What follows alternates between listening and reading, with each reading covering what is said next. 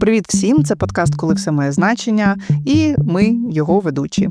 Мене звати Ангеліна Карякіна, а зі мною традиційно співавторка, співведуча, співзасновниця Наталка Гуменюк. Всім привіт! Привіт, Наталко! Слухай, говоримо сьогодні про людину, з якою ми вже якийсь час знайомі і співпрацювали. Для мене це знайомство, для тебе воно почалось раніше, для мене це знайомство пов'язане з нашою фантастичною поїздкою і роботою в Тайвані. Це тайванський журналіст Джейсон Лю, який минулого року модерував нашу дискусію про справедливість як процес на великій правозахисній конференції глобальній RightsCon. Сам Джейсон став нашим колегою таки в тяглості часу, він приїжджав в Україну, він робив велику кількість матеріалів звідси, і я мушу сказати, що моє захоплення Джейсоном також пов'язане з його, я не знаю, стереотипною азійською працездатністю, тому що якась кількість матеріалів, які він привіз з України, і те, скільки він тут всього встиг зробити, теж мене надзвичайно вразило. Скажи, будь ласка, про що саме ви говорили з Джейсоном? Тому що це людина, крім того, що він журналіст, людина, яка вивчає, сама активно бере участь в громадських ініціативах на Тайвані, цікавиться дезінформацією, гібридною війною, пропагандою, правами людини. Він ще і має широчезний досвід висвітлення конфліктів, він цікавиться конфліктами взагалі глобально, по світу, і теж багато подорожує. На чому ви концентрувалися? Джейсон за свою роботу в Україні цього року також номінований зараз його матеріали на найкращі матеріали в різних тайванських нагородах, в тому числі там YouTube-відео, які вони зробили як одне з найвпливовіших відео року. Тому це дійсно приємно бути дотичною до цього. Особливість. З Джейсоном я говорила в момент, коли він завершив фактично своє турне Європою, і коли ви зрозумієте, що він був в Естонії, якраз повернувся з міста Нарва на російському кордоні, а перед цим був там в Фінляндії і Швеції, стає зрозуміло, здається, очевидне місце для тайванського журналіста, тому що, звісно, він не зовсім так дивився на те, як ці країни готуються до російського вторгнення, на це він також дивився, але й дивився, наприклад, як ведеться гібридна війна в такому прикордонні, так як Росія використовує проросійське населення в Естонії, зокрема в Нарві. І це все ми, звісно, говорили в світлі ситуації в Тайвані, який живе під постійною загрозою ймовірного китайського вторгнення. Тому, окрім цього досвіду, звісно, ми перейшли до теми того, на якому етапі зараз взагалі ситуація в Тайвані. Отже, ми були там в березні цього року з тобою, але час іде, змінилася політична кон'юнктура у Сполучених Штатах, які були одвічними захисниками Тайваню, і на які Тайвань міг покладатися, певно, що може, але я кажу певний спойлер, але загалом я просила таки пояснити доволі складну ситуацію внутрішню в Тайвані, як так сталося, що колись антикитайська партія, головна Kuomintang, ще яка колись була диктаторською, але капіталістичною, стала головною прокитайською партією. І як це працює в цьому суспільстві? Як взагалі це сталося і як в цих обставинах діє Тайвань? Скажи, будь ласка, два слова про те, які саме роботи про Україну стали номінованими, тому що на нагороди в Тайвані, тому що Джейсон тут дуже глибоко розбирався з кількома темами, і йому особливо були цікаві кілька тем в війні. Можеш трошки розказати, з чим він тут працював? Насамперед, оскільки ми готували цей візит і наша робота з такими партнерами в тому, що ми пропонуємо зустрічі, ми домовляємося про них, десь ми обговорюємо, що би було цікаво, даємо можливість домовитися про свої. Джейсон тут вже був в 22-му році, він в деякому випадку повернувся до своїх героїв, чи це Ягідне, чи це деякі люди, які були потерпілими на Київщині, але загалом ми говорили про громадянське суспільство, про роль громадянського суспільства в стійкості держави, про те, що ми часто говоримо про українську стійкість, також про те, як Україна працює з технологією дронів. І це був такий все-таки баланс людей, медіа, журналістів, діячів, правозахисників, і про те, як Україна протистоїть Росії саме завдяки і суспільству, а не тільки умовно владі, армії, так, як відбувається оця взаємодія, що так само його надзвичайно цікавить як тайванця, тому що в них змінилася, скажімо, прийшла частина влади більш демократична з 2014 року після протестів, які вони називають революцією соняшників. І це було буквально в той самий період, коли відбувалася Революція Гідності в Україні. Є якась така цікава паралель. І ці продемократичні сили, вони роблять помилки, він так само залишається осторонь, залишається медійником, але вони бачать, як, скажімо, старі сили намагаються не дати фінансувати армію, не дати фінансувати оборонку, не дати фінансувати цивільну оборону, і роблять Тайвань слабшим в умовах ймовірної загрози. І от вони якось взаємодіють між владою, яка є все-таки владою і не є ідеальною, а є ось ці децентралізовані мережі громадянського суспільства, до яких він належить, з якими ми дійсно можемо, скажімо так, нам з тобою легко з ним в цьому асоціювати себе, нас з цими спільнотами. Немає тайванця, з яким би ми не говорили і не питали його чи її про те, як в них це будується. Оце громадянське бачення власної активності, залученості, і як вони взагалі це в собі виховують. Ми запитуємо, а ми самі з України, де це також якось вплетено в наше ДНК, тому ще одна подібна розмова в скарбничку наших тайванських розмов. Розмова Наталки з тайванським журналістом Джейсоном Лю.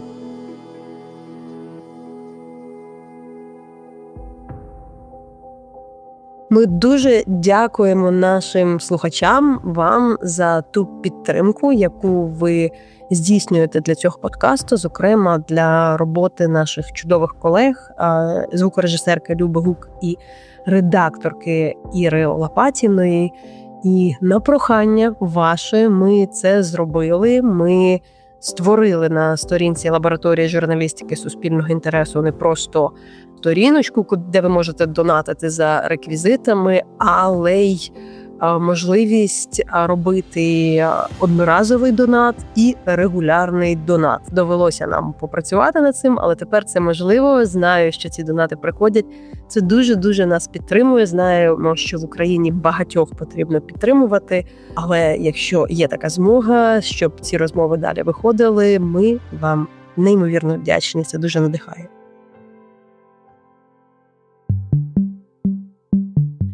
Jason, I honestly was looking for quite some time for this talk to really talk about your work in Ukraine and Taiwan and where we are now. But I want you first tell where you are. You're in Estonia, you had quite an interesting trip. It's quite obvious for me why, but let us know. Thank you for inviting me. I'm now actually not in Taiwan, I'm now in Estonia. For me, it's really important to see how a leading so-called e-government in this democratic country can fight the hybrid warfare from authoritarian regimes. So that's why I'm here, spend some days talking to the people, governments, and taking a trip to Narva, which is a border city, and just to understand how people are thinking about all this. What have you seen and heard? What made you curious about the situation? Because situation is there. We followed some of the reports from Narva for years ago, but it's interesting for me very much what's there now.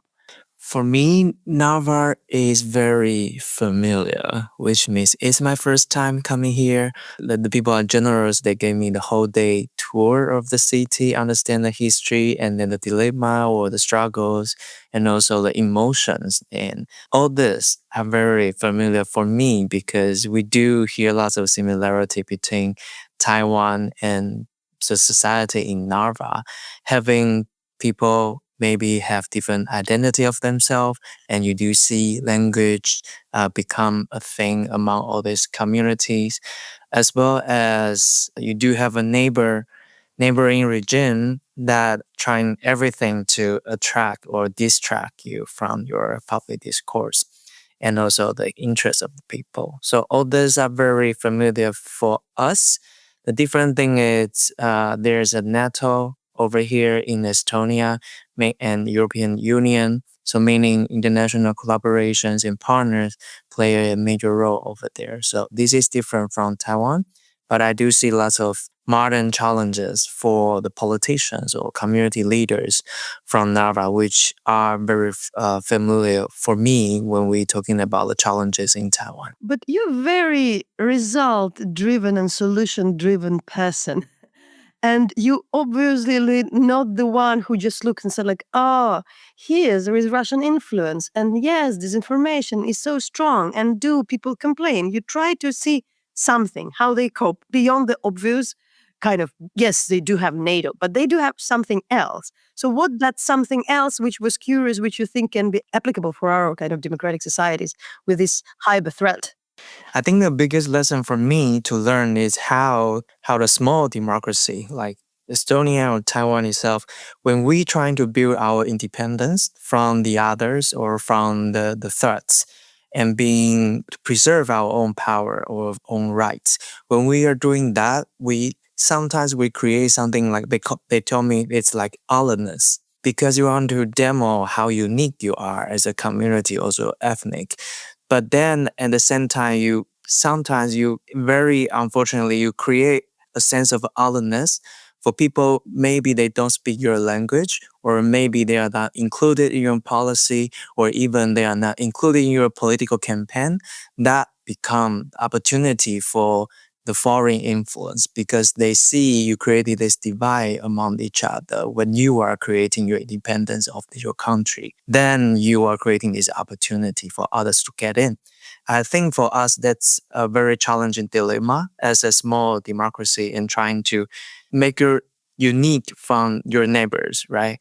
But when you're doing so, you may think about what other people or people in your own country are thinking about all this, and how you create an identity that can include other people in your country or in your then homeland. I think that's very big lesson for me to learn, and I think that is also something I want a message I want to send to our policymakers in Taiwan, like how to defend, but at the same time to take care of all your people, because that might be a weakness in the future for the hybrid warfare. That's what they are waiting for. It's indeed a weakness for the hybrid warfare, but you know how living with all those dilemmas, we were pushed after 2014, after the first invasions in Crimea and the eastern Ukraine, when the differences were created, let's say like that, and amplified. And I later understood very much that you still can live with them, and it's a duty of your society and society and your state and government to deal with those differences. And also, you know, like those weaknesses are not used because they will be used. But there is something happening when there is a military force coming up, and then there is a different answer.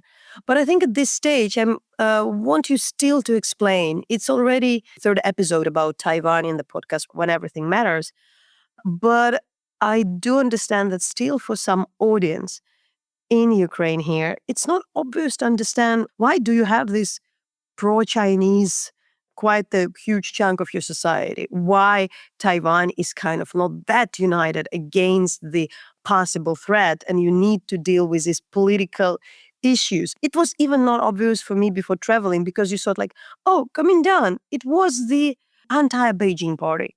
And then within the decades, it's kind of classically moved to the one which was, which is in some way. I think lots of international friends are confused about why this happened in Taiwan and how political party who fought the civil war with communists in communist China and now is so-called pro-China political party nowadays. Yeah, it's very complicated and I wouldn't try to finish in like 2 or 3 minutes, but I think the governments nowadays in Taiwan, our official names was called Republic of China, which was actually the initial member of United Nations when it was created. And we were at the so-called the seat of China in the United Nations as well, only until very recent years that when the US trying to build out their relationship with PRC, People's Republic of China, the Communist China, then they yield the seat to PRC, and Taiwan chose to withdraw from United Nations until now. But the government actually was the one ruling China when we were fighting World War II. After World War II, the government by that time was too weak, so they lost the civil war with the Communist China. So the government of ROC, Republic of China, they withdrew from mainland to Taiwan and then ruling Taiwan until now. When they withdrew from mainland to Taiwan, they have this martial law for 38 years in Taiwan because they consider the country is at war with the communists. With those 38 years, there's no freedom of speech, freedom of everything in Taiwan, and we call it a time of white terror in Taiwan. But I was born in the year that the martial law was lifted, which is 1987 until now.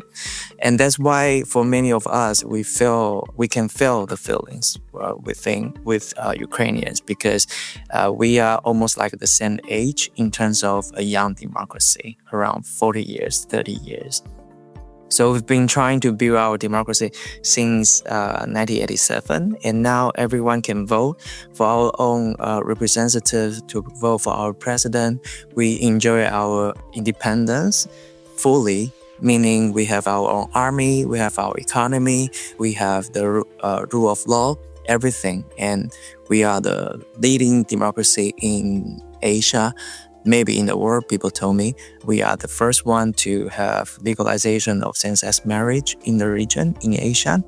So lots of these are building up us with all this democratic movement since 1987.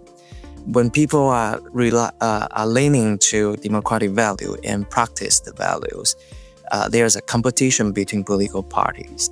So KMT, the Kuomintang, the political party who fought the civil war with communists and who were the ruling party during the Republic of China time. Recent decade, they lost the majority, they lost the vote because people are more leaning to democratic value. And after Sunflower Movement, which was in 2014, that people protest to a law draft which will make Taiwan as a partner of mainland China, the communist China, as economic partners. People protest with that because there wasn't a legal process of the whole law draft when it was discussed. Or there wasn't discussion in the parliament. So since 2014 until now, people have no trust on KMT and people choose not to go the other way, meaning to build out a partnership with mainland China because we see how different we are. But only until recently, because of geopolitics, because the DPP, which is pro-Taiwan party, has been in office for more than 8 years. So people got tired and people got bored maybe with one political party. So they are now looking for other options, meaning they vote for the other political parties. And KMT, with lots of support and resources from Communist China, PRC, they gain lots of traffic on the social network. And of course, they got lots of angry votes from the citizens.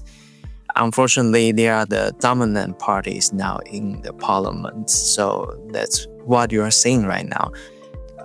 In Taiwan, there's a pro-China political party dominant in the parliament, resulting different budget policy. They are cutting the budget for Taiwan. I mean, we couldn't buy our weapons. We couldn't do any kind of civil defense preparedness because the pro-China party is trying everything to stop us from, preparing ourselves with different policies. I'm not saying the ruling party, the president's leading the DPP, it's a perfect political party. They had a lot of mistakes. They are losing the trust from the people as well. They have their own homework to do to earn the trust back from the citizens. I wouldn't call it's a decision of pro-Taiwan and pro-China. I mean, the citizens in Taiwan, I think we are well trained with all this voting, referendums and all that. We are just choosing, who behave maybe much better in the election round. But something that I'm not sure it's about the social media because from the recent voting for KMT's party leaders election, there are KMT's members having press release, a press conference saying the election for their own party leader was manipulated by the PRC's online army. It is PRC's online army who is campaigning, promoting one specific candidate, and in the end, that candidate actually won the election. So now KMT's party leader, she is directly supported by Chinese government, and according to their own party members, she can win this election because of the support of the online army from Chinese government. That is what we are facing right now. I'll jump into a couple of things because from our discussions about Taiwan and like freedom of the media, what you do is that we understand the difference. The point is like that it's not like you cannot express your opinion. You can do that, especially, in case when you don't have the martial law. But there is a question how you change and rig the public discourse when the foreign actors are playing the role of the locals in the elections, in some way, probably blowing out of the proportion some particular opinion which is not there, which kind of can, because we have this discussion, what is an opinion and what is an impact to the policy. So I think that there is quite a healthy and easy answers on why these things are partially illegal, let's say like that, this kind of involvement into the public discourse. I still want to ask, what you explain, and what I was also fascinated, how some people in Taiwan speak about the democracy as a guarantee for sovereignty. It's exactly the fact that Taiwan is democratic makes it different. And it's actually the way you're practicing your sovereignty by being a democratic state. But may you also a bit explain this change? You partially told it, because what we also forgotten, that Taiwan had its own martial law, and it was not the democracy after the Second World War, because a lot of people here still don't fully understand that a lot of those kind of capitalist regimes, which were let's say Chinese, which were supported by the West and by the US, were not properly democratic. It was not just exactly the capitalism which just brought Taiwan to where you are. It's something else distinct. So how people now see the legacy of those years at the same time, their relations and belonging to the, let's say, this part of the fight in the Cold War, and what democracy really means for people in Taiwan. I think this is a very fascinating topic to discuss about the history and the legacy of the history of being suppressed in Taiwan, and what is the legacy nowadays for everyone, maybe for all the Chinese-speaking community. So there is a whole book, 4 books as a package, we call it. It's like the pursuit of democracy for a century in 100 years in Taiwan. The books review how local people live in Taiwan have been fighting for their own rights since 1897, which was the year that Japan, as a colonizers, coming to Taiwan and trying to rule their own people. So for many of the families in Taiwan, they've been fighting for their own rights in the past 100 years. First, we fight with Japanese government as a colonial region to us. We were part of Japan. And then after Japan, it was the government from mainland China, ROC, practicing their martial law in Taiwan, taking away our rights and also killing all the elite families in Taiwan. Hundreds of thousands die in those martial law years. So all these fightings from ancestors, from past generations, these stories are now memorized by many of us. We heard stories of them, how they printed magazines secretly just to document what's happening during martial law. We heard they are trying to build out this international connection to different countries, just trying to learn the concept of human rights or the latest development of democracy in other countries. It's almost like collaboration notes among all these community leaders and people. We are trying to think and imagine and also practice our own rights or the idea of democracy on this land of Taiwan. And at the same time being suppressed by Japanese government, by ROC, authoritarian regime at the time with the martial law. So for us, fighting until now is the fighting with the Chinese government because they are suppressed us, They are surprising us in many ways, different perspective. So it's a long run. It's a long marathon, maybe. We are trying to run this marathon because we know we need to protect and strengthen our own rights. With that, nowadays we have this tool named as democracy. You practice your vote, you practice your rights, meaning you go to these public hearings, you organize yourself as NGOs, you donate to these independent non-profit organizations so that they can represent you in the parliament. All this very basic thing for democratic system. Now it's the tool for us to practice the rights.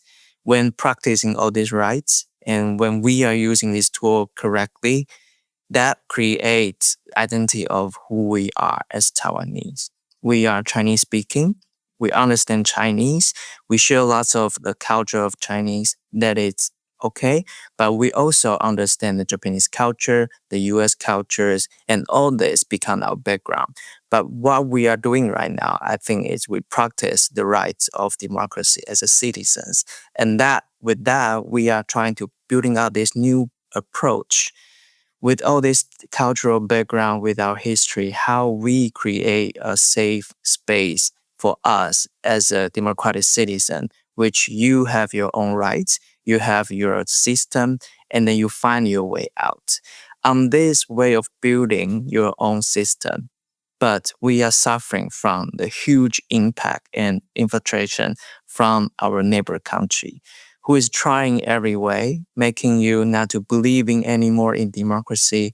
And they are using social media, they are using their process agents, political parties, media organizations, anyway, to influence you and to distract you or make a chaos among your democratic system, which is really challenging for us, for young democracy.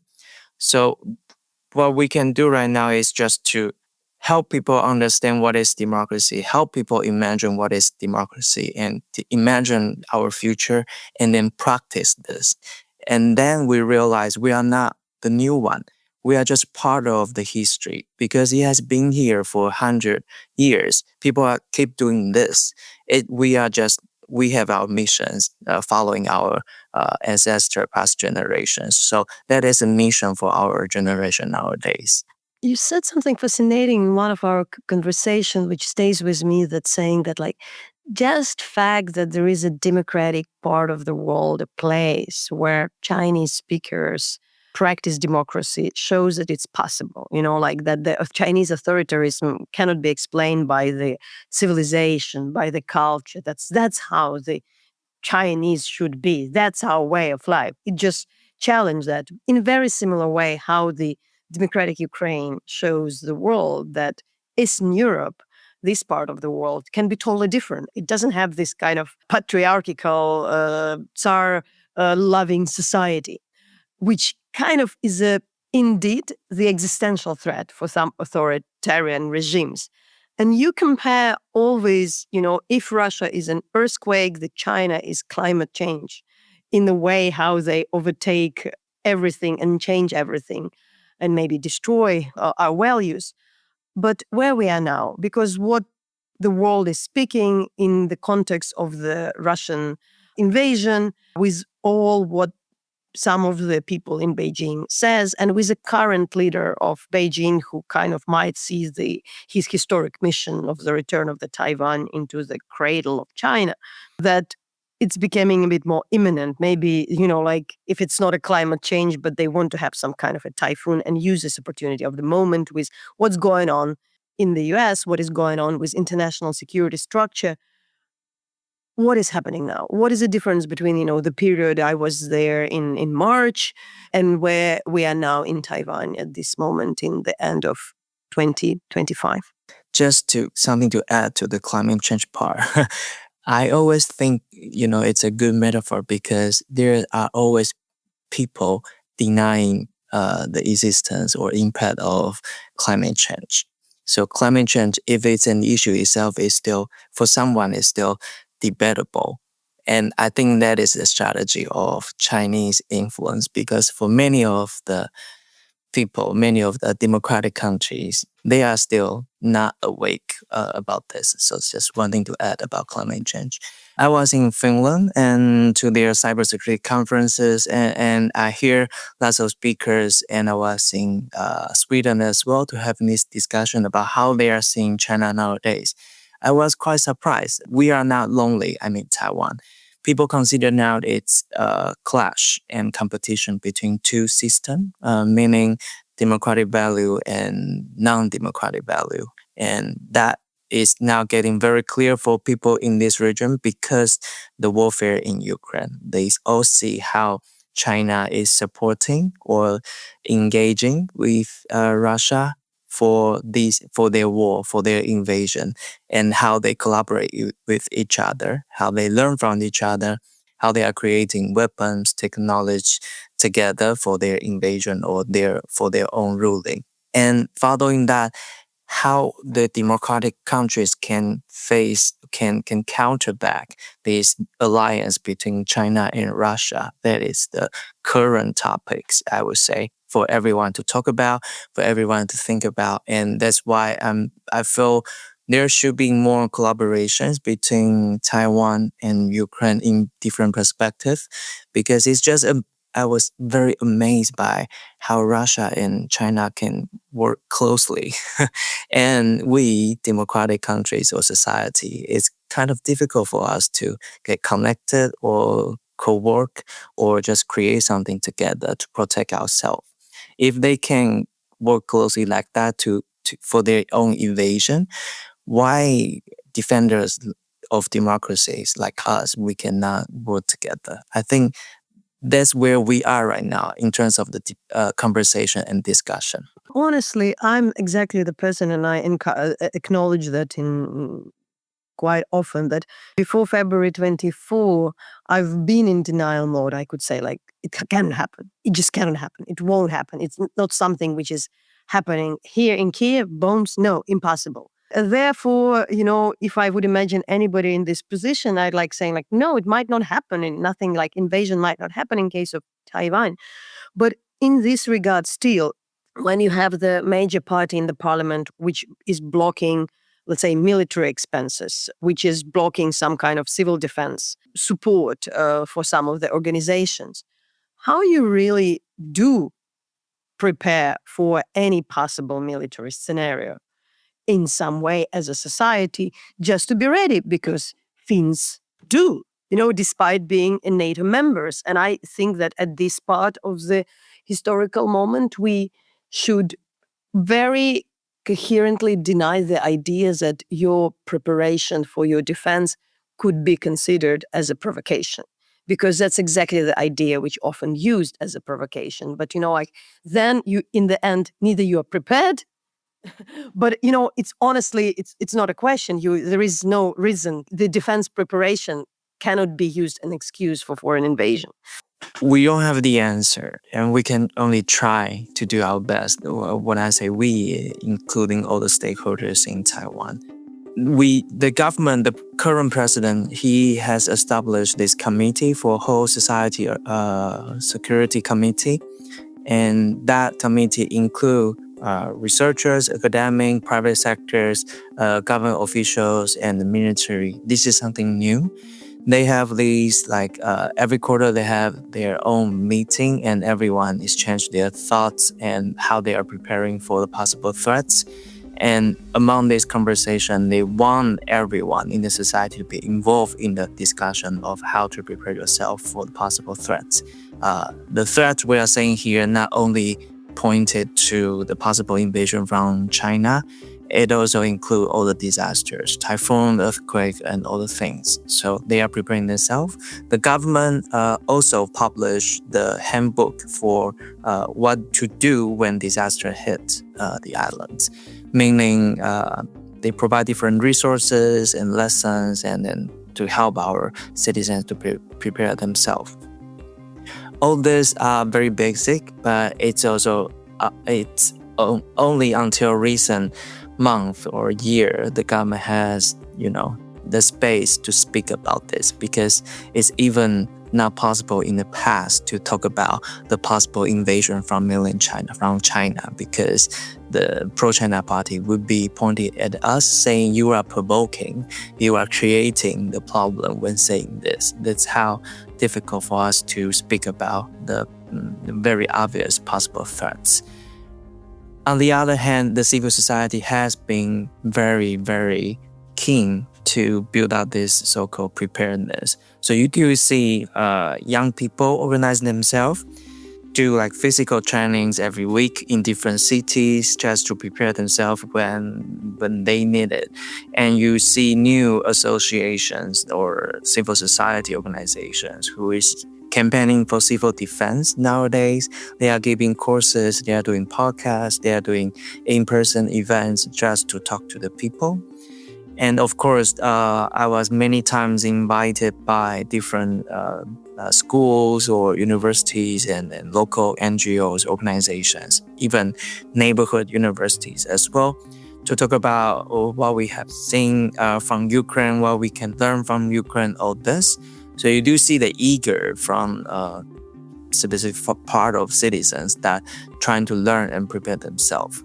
How to grow this awareness, how to provide more resources for every citizen. I think that's the challenging nowadays. But as we said, there's a budget cut, major budget cut from the parliament, and as well as attack from online armies, political agencies, and PR companies attacking all of the opinion leaders who is campaigning for preparedness or civil defense.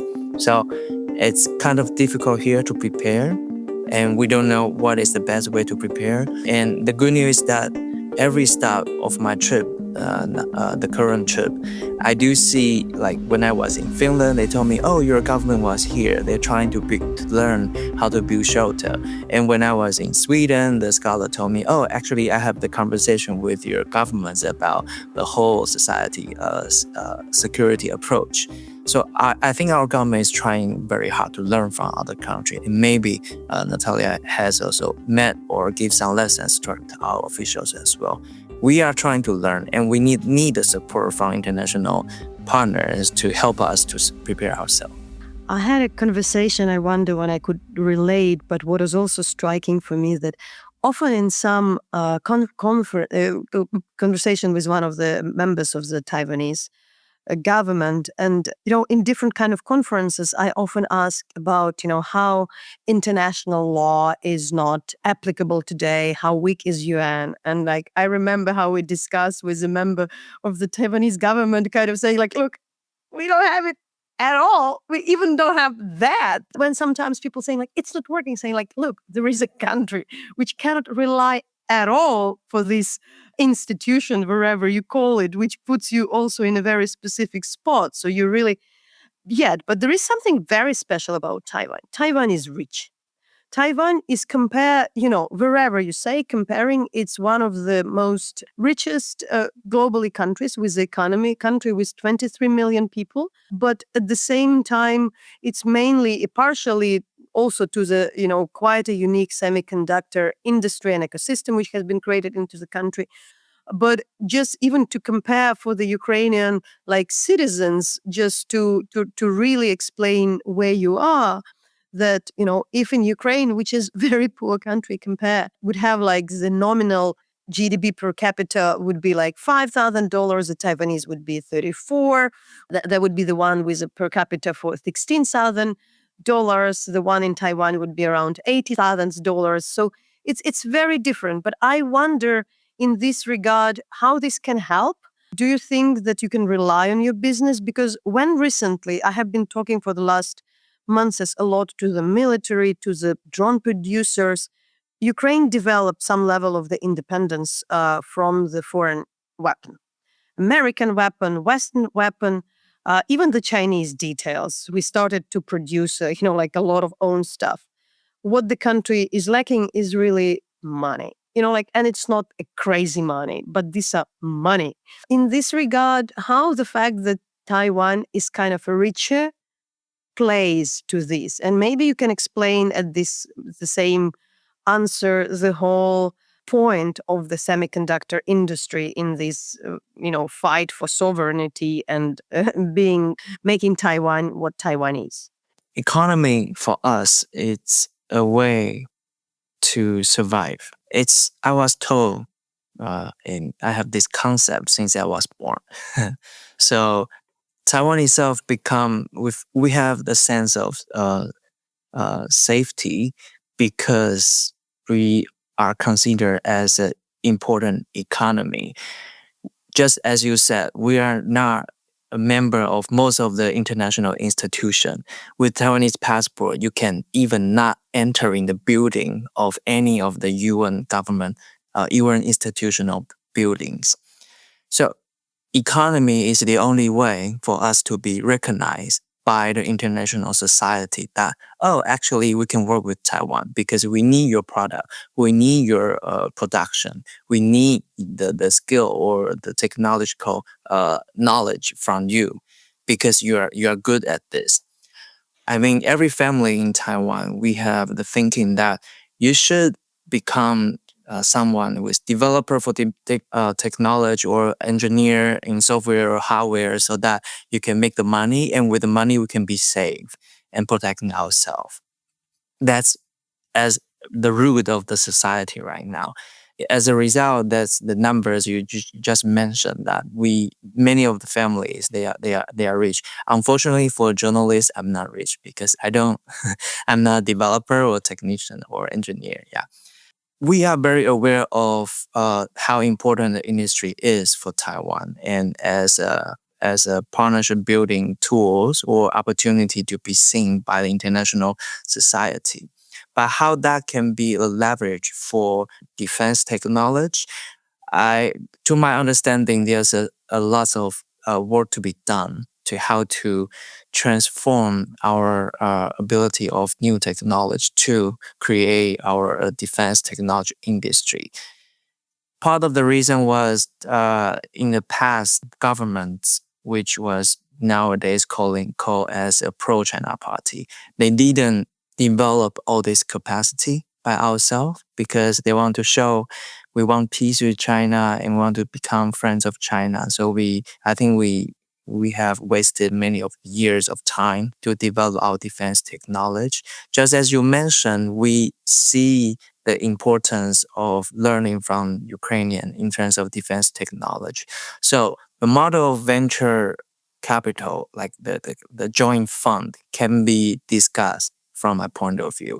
How we leverage the technological knowledge and resources funding from Taiwan and our production chain, and how we collaborate between Taiwan and Ukraine with your latest innovation and knowledge from the battleground, and with our money, with our funding from our production chain, how we create a production chain for democracy on defense technology. I think that's the idea we can think about because we are a good match between Taiwan and Ukraine. But there are lots of obstacles on the path because, as you said, we are not in any of the international institution. So how we build out this partnership, I think that's something we can explore. I still on China. I want to have your kind of fair opinion and assessment on the development of the Chinese defense technologies. Because while talking to one of the producers, Ukrainian producers, I had this understanding that we have the problem that everything which is produced in the West is extremely expensive. The China benefits from this war because we order a lot, and the world order a lot of things which can be produced at mass and scale. Semiconductors is something very specific. It's something very expensive. It's a very high tech, very kind of sophisticated thing. But Chinese army, Chinese defense is based on the capacity of building a lot of cheap stuff. At the same time, what I heard recently, that there shouldn't be Western arrogance, that everything is just, poor quality. It's not any longer in case of the equipment. It may be not the best, but it's good enough and it's not that worst. So where do you see now Chinese technological advance, especially in the defense? Because I see usually this extreme views. Either people are fascinated how great China is in producing everything and futuristic, or they kind of dismiss that it's all cheap and poor and will be broken tomorrow. But you definitely know, like where we are, what is the threat, where we are with, Chinese tech development in defense. Just like how we invested our talent and resources in semiconductor industry, that is exactly the same how China is investing all their resources and their talents nowadays for defense technology. And they are not shy to publish all the research papers online. So actually, when I look up their national think tank or research institute, they very openly showing the results of what they are learning from the warfare in Ukraine, from Russia, and then adopt their own production chain or adopt their design of weapons. They are doing all this adoption or learnings just to prepare their invasion to Taiwan. It's public on the internet. So that's how they're, speeding up of everything, learning, designing, producing, and getting lessons from the warfare in Ukraine. And they are on the battleground to observe and to produce and then to test any kind of technology from the warfare in Ukraine and then prepare themselves and then produce more just for their invasion of Taiwan in the future. I'm saying this just based on the research papers they publish online and from their national think tank. And that is why you are seeing all this advancing from their industry or their products, because they are trying very hard and they are putting everything in this. They can do this because they don't need to care their own people, right? So they don't need to spare resources for the life of their citizens. At the same time, with all this advancement of their defense technology, you are saying how the young people have become more and more angry in mainland China. And you are seeing the unemployment rate for the young people as well. There are more and more protests you may not see on the news, but it happened in their own country, in their society, because lots of people are left by the government. They have not been taken care by their own government because it's not democracy there. So you cannot fix this. Usually we ignore what happened with their own people when we talk about China. But for me, this is very important to separate between Communist China, PRC, their own government, and their people. We need to hear from their people. We need to see from their own citizens and having honest conversation. But it's very, very not likely to see this from the internet or even in person, because they are all, even though they are overseas, they are under control by their secret police, or if they can speak publicly, sometimes they have the permission from their governments, right? So how to have honest conversation, how to hear the voices from the citizens, from PRC, that is the challenge. And I think for your audience, people are very familiar with. It's just like Soviet time. How do you build up your connection with their own citizen, or now with Russian people, right? I think these are something I want to add to your questions. In this regard, I'll go to another obvious elephant in the room, the change of the leadership in the US. It's already almost a year. At the same time, we knew that the Taiwan was extremely important and is extremely important for the, US geopolitics, mainly because of, their attitude towards China. Taiwan is in the strategic geographical spot to unblock for China the access to the Pacific Ocean, because, really there is kind of a change of the islands from Japan, South Korea, then later to Philippines. More or less, the Pacific is full of the islands and countries which are more the US allies. There is the semiconductor industry, also extremely important to the US. So why I'm saying that, there is a very pragmatic reasons for the American leadership to care about Taiwan, despite also the US leadership betrayed Taiwan in the 70s, building their relations with China. So it's not that kind of it's more complex. But what is the discussion inside Taiwan? Since the elections of Donald Trump, I've seen your people in the US, I've seen your people in Foreign Affairs Service. And of course, we cannot rely today that the US as a power will jump in because it promised before. It may jump in when they want. It doesn't mean that, they can't do a military operation. We now today know that they're not, in fact, isolationists, as they claimed, earlier. But it's not based on the values. It's not based on the previous agreements and tradition. So where do you see now the US-Taiwanese relations? I won't speak for our own governments, and I'm not in the government, so I don't really understand like the current conversation we are having with the U.S. government. But I would say we are just like many of our friends in the U.S., just trying to follow the latest development of everything.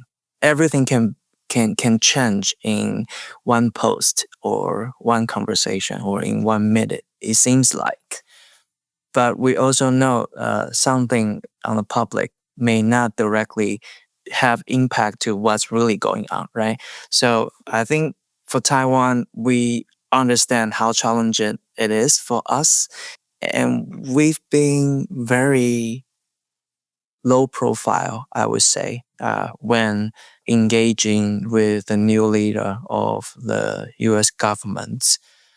We are just trying to do whatever we can to protect the democracy and rights of our citizens. And we are very practical, I would say, given our own history, being marginalized or distanced by the international society for the past 3 or 4 decades. We are very practical, meaning we are building our technology, we are earning our money, we are making our best. We are trying to reach out to different international partners, including Ukraine. We are having this civil society approach of diplomacy. We are helping our partners to protect their own democracy.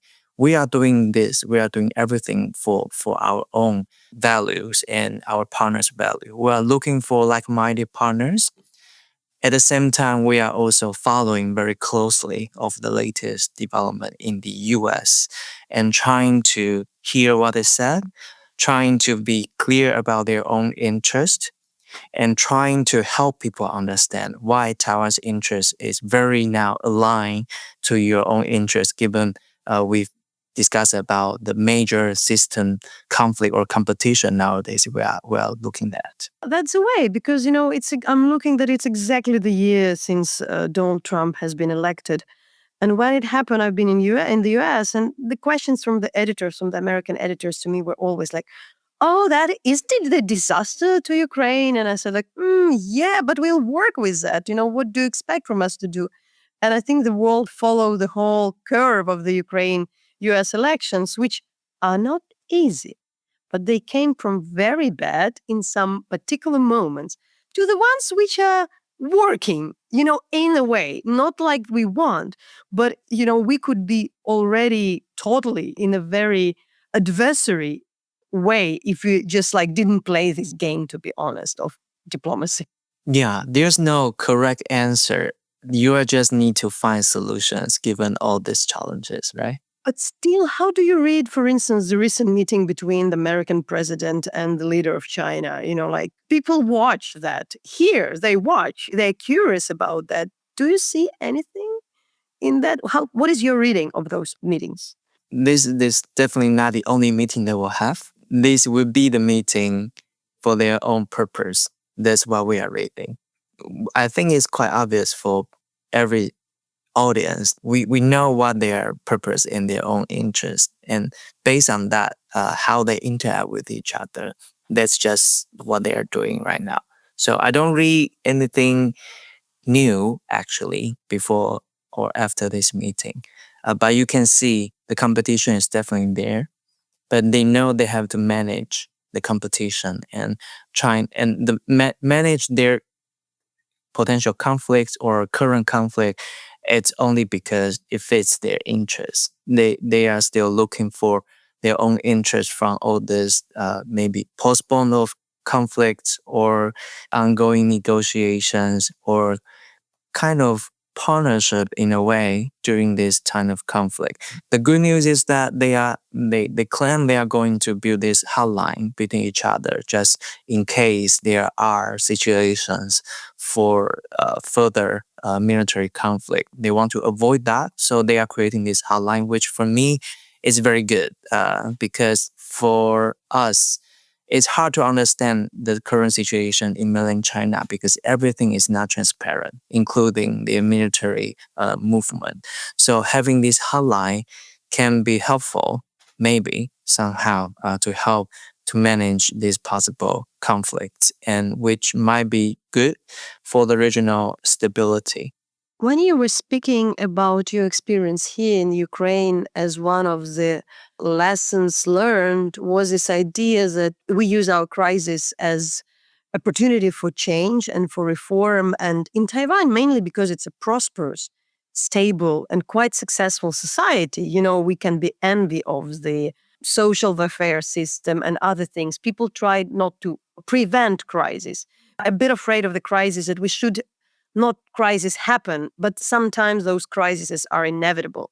So that was your idea on what you saw here in Ukraine. What else, or maybe you can elaborate on that? What are the major takeaways? And I want also to congratulate you that I know that your work in Ukraine was nominated for awards in Taiwan, and I'm very happy for that because it was a very incredibly good reporting, very in-depth reporting what you've done here. So I want to really hear from you, from your view from outside on what you saw here with all the troubles we have. Thank you, Natalia, and your team.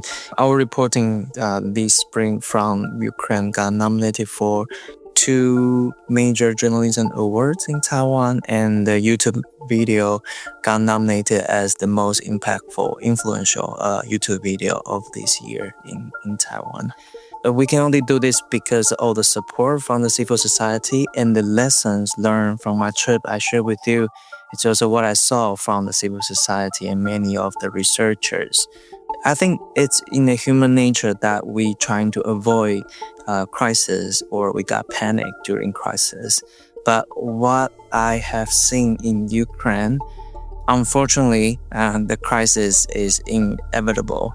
But people took the opportunity to make crisis of opportunity for change or improvement. That is something I hope people in my country would also learn and then practice in our daily life. But we need guidance, I would say. We need guidance to do more on this opportunity window, like how to really make real improvement instead of political fights, how we build something, how we build a democracy that includes everyone and creating a safe of security or safety for most of the people here in Taiwan. You mentioned how you are seeing, the good things about Taiwan. I just wish people in Taiwan would appreciate that as well. It's not like everyone here in Taiwan appreciate the rights or democracy we have. It's not everyone thinking we are having a good life in Taiwan. Lots of people don't look up to our future in Taiwan. And that's why some of them, they wish to become part of China so they can be a major country in the world or become a big power, things like that. Just a specific group of them. So I think we need to appreciate what we are having. And then when we are trying to protect what we have, we may take the chance to make crisis of the opportunity for improvement or a better future. I think that's something we need, and that's something I'm trying to understand from the interviews in Ukraine, how you transform crisis into opportunity. I think different interviewees have different approach. For me, it's really important to understand their skills, the mindset in each individuals or policymakers. For us, that's a very urgent lesson which need to be learned. What was for me also fascinating and is in our discussions and your talks about, for instance, the media you work. Taiwan is very digital savvy society. Yet today, it's very also in a human nature. You're fascinated by technology, but then you're afraid of the technology because, like the innovators start to use technology for all good, and then the adversaries come and start to use the very same technology for their benefit. They're just always catching up. So now we're living in the time when a lot of people are so afraid of AI. They're afraid of, like digital development, very much concerned. And there are a lot of reasons for that. But it was very interesting to hear how you also can see again and reinforce the idea that technology can be used, like not just to polarize society, but to come up with the solutions. Because yes, even if the technology, like internet discussions are designed to separate people, maybe you can build them in different ways. And I knew about the, like ideas in Taiwan. But you also mentioned something that you're living in kind of like society when things are offline and online. And with your journalistic work, you go to universities, you go to the students, you go to the pupils, you do a lot of offline things. Can you actually explain us what you are doing? What are you already saw the solution as somebody who lives in society which is very digital savvy, very much understanding the value of the technology, but also understanding that we can go to a different level and combine those things, not to have this digital divide inside of the society. People are looking for human connection. I think that's why social media can succeed in the past decade. People are looking for human connection. That's why they are using social media. Young people trying to build out their own community, their own identity. That's why they are using TikTok. That's why they are making video of themselves, because they want to be heard, to be seen, to be liked, and then to find some like-minded people on the net. And then given, we are learning also from the social media. I mean, each of us, that we found out the connection on social media is actually very vague or can be fake and then problematic. So I guess from all the in-person activity I've done in recent years, I think every week I have one or two in-person event or public engagement. Sometimes about Ukraine, sometimes about disinformation, sometimes about my book, sometimes just to facilitate some conversations with young people, elders in front of a temple or in the church or in the schools, things like this. I found out people are more and more, they appreciate the human connection in real life, in in-person events. And if you can facilitate or host a very valuable, insightful, or just heartwarming in-person events, I think people value that very much nowadays. And having all these activities or community gatherings in your city with your podcast, with your media organization, that creates a community. I think a sense of community is crucial because we are facing, a very challenging time. Things can change very quickly. As Nataliya shared when you're in Taiwan to our NGO partners or colleagues, that creating a community that can support each other, it's crucial to NGOs, to journalists, to professionals like us nowadays to continue our important work. I think that's the same for each citizens, ordinary people as well. It's just they don't know where to go or what is the purpose, what is the medium, the approach for them to get connected to like-minded people or people they feel, comfortable with. So for me, organizing all these events is creating the space for people to meet each other and to see each other instead of just dividing people from the social media and fighting people because of the same topics on social media. And then in the end, you realize they are just bots. They are not real people. Why would you insist on that? And maybe you'll give some examples, very concrete, how you operate also with those lessons. Because I recently had quite a dismissive conversation with a colleague from Malaysia who actually said, and I started the conversation in more or less the same way because they were speaking about the polarization and he was speaking more about the change of the algorithm and things like that. And I went into all those kind of human relations stuff and community and meetings. And he was challenging me, saying like, the scale is not like that. We used to do that, but it doesn't work. It's like a very small and tiny activities compared to how you need to change the algorithm. We all did that, but it doesn't work because of the scale, mainly comparing like the scale. But I would insist the depth works. It's a different way of dealing with the thing. So maybe you would still insist that, yes, argue or give some kind of examples on why you think that human engagement, which is kind of limited in the term of the capacity of absolute numbers of the people you meet, compare to the outreach of any online publication, potentially, why it make difference and why this difference is kind of impactful. I do understand the point of view from the Malaysian friend you mentioned. As a journalist, we do see the numbers of the how many people read our articles, the clicks of our products, engagement or donations to our organizations. You see the numbers. Sometimes the numbers are great. And then like 10,000 people read your article in one day. And then you host an event with 50 people. You are thinking, why I'm doing this? 50 people and 10,000, right?